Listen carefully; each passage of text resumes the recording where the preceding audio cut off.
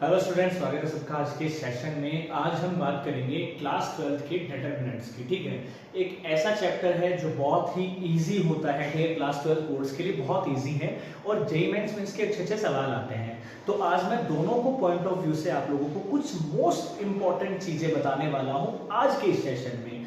पूरा देखिएगा, बहुत बेनिफिशियल वीडियो आप लोगों के लिए होने वाली है, बेनिफिशियल क्लास रहने वाली है।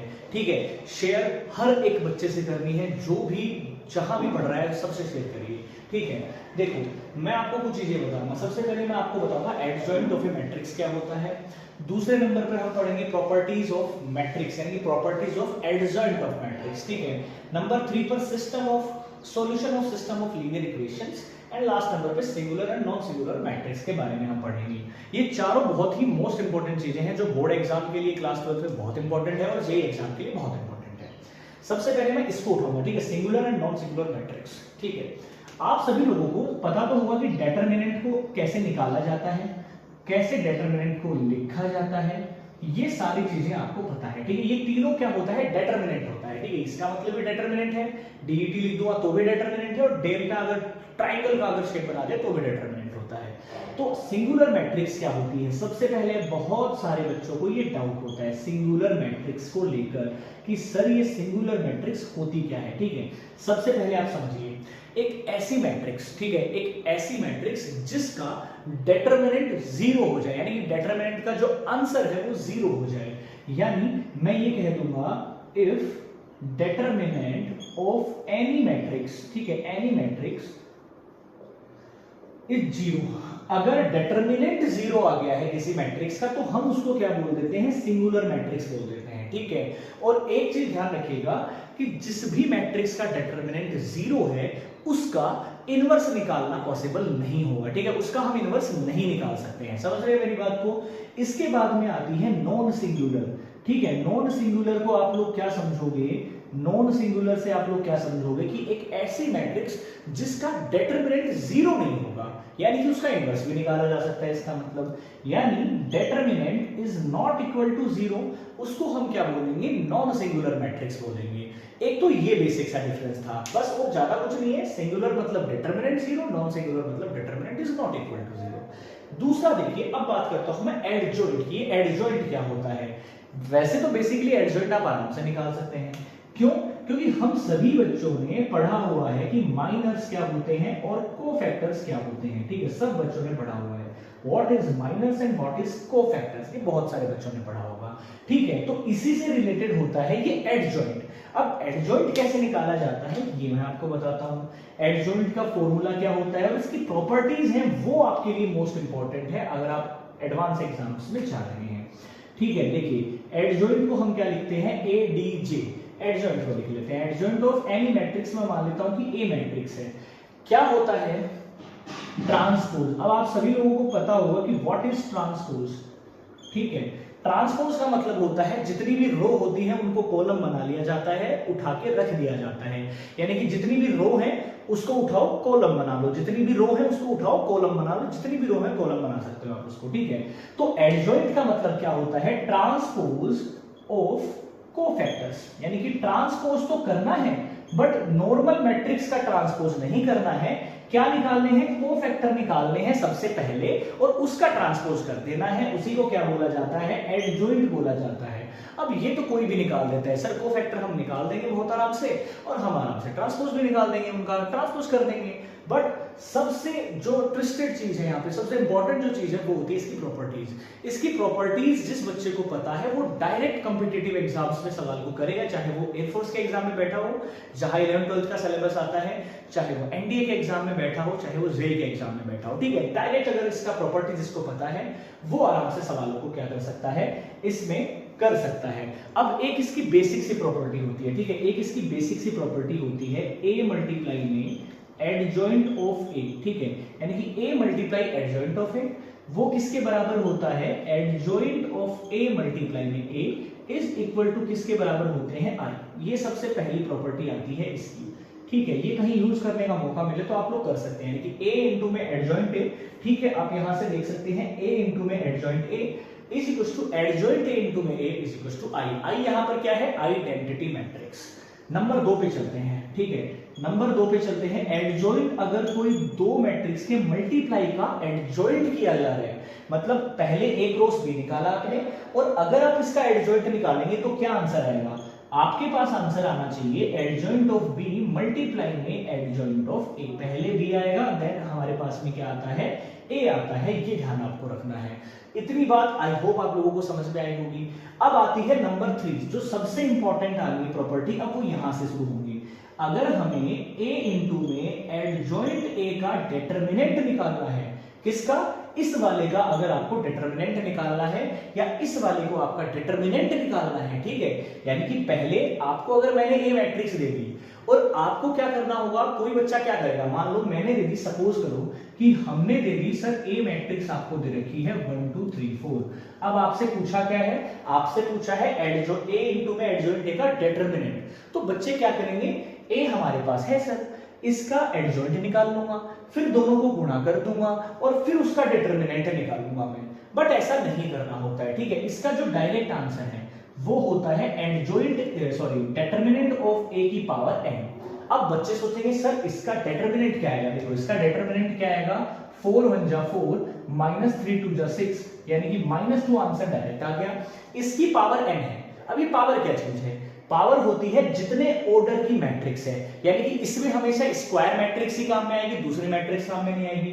तो स्क्वायर यहां पर मैट्रिक्स क्या है, 2 क्रॉस 2 की मैट्रिक्स है, यानी -2 की पावर कितना आएगा आंसर, -2 की पावर 2 आंसर आ सकता है, यानी कि डायरेक्ट आंसर आता है, ठीक है। ये आपको बहुत मोस्ट इंपॉर्टेंट चीज है, क्या है, ए इंटू में एडजॉइंट ए। नंबर 4 ले लेते हैं, अकेला अगर एडजॉइंट ए हो तो उसका डिटरमिनेंट निकालना हो, सिर्फ एडजॉइंट ए का, तो फॉर्मूला होता है a की पावर n-1। n वापस से वही चीज है, n वापस से क्या चीज है, ऑर्डर ऑफ मैट्रिक्स, ठीक है। ये हमारे पास इंपॉर्टेंट 4 प्रॉपर्टी। इसके बाद में एक और प्रॉपर्टी हम लिख लेते हैं, इसका स्क्रीनशॉट ले लीजिएगा, बहुत इंपॉर्टेंट आप लोगों के लिए चीज होने वाली है, बहुत इजी भी है और बहुत इंपॉर्टेंट भी है, ठीक है। स्क्रीनशॉट ले लेना इसका।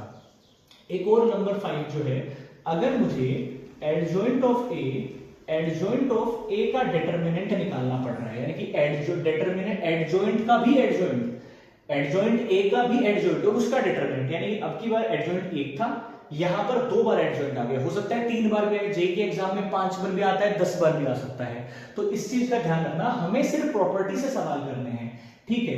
देखो इसका हमने क्या लिखा था, डिटरमिनेंट ऑफ ए इसकी पावर n-1, ठीक है। तो यहां पर भी मैं सेम लिखूंगा, पावर n-1, बट सर यहां पर भी पावर n-1 था, यहां पर भी सेम है, ऐसा नहीं होना चाहिए। एडजॉइंट काउंट कर लो कितने एडजॉइंट है, उस ऊपर वाले पावर में वही पावर लगा देना। यहां पर एडजॉइंट 1 था तो इनडायरेक्टली पावर 1 आ रही थी, यहां एडजॉइंट 2 थे तो पावर 2 आ रही है, 3 होते तो 3 आएगा, 4 होते तो इसकी पावर बढ़ाते जाना, इसमें चेंज मत करना, n-2 n-3 ये मत कर देना, उसकी पावर बढ़ा देना। तो ये मोस्ट इंपोर्टेंट प्रॉपर्टी किसकी होती है, मोस्ट इंपोर्टेंट प्रॉपर्टी होती है एडजॉइंट ऑफ ए की। तो उम्मीद करूंगा ये चीजें आपको समझ में आएगी सबसे पहले, ठीक है। अब मैं बात करूंगा सॉल्यूशंस की, जो लीनियर इक्वेशन आएंगी आपके डिटरमिनेंट्स में क्लास 12th में, उनके सॉल्यूशन में कैसे होता है ना, कई बार सवाल क्या कांस्टेंट पूछ लिया जाता है, या ये पूछ लिया जाता है ये कंसिस्टेंट है या इनकंसिस्टेंट है, इस टाइप की चीजें आप लोगों से क्या करनी जाती है, पूछ ली जाती है। समझ रहे हो मेरी बात को आप, तो ये आपको ध्यान रखना पड़ेगा। ये स्क्रीनशॉट आप ले सकते हैं, ये मोस्ट इंपोर्टेंट प्रॉपर्टी है, ये आपको ध्यान रखना है, ठीक है।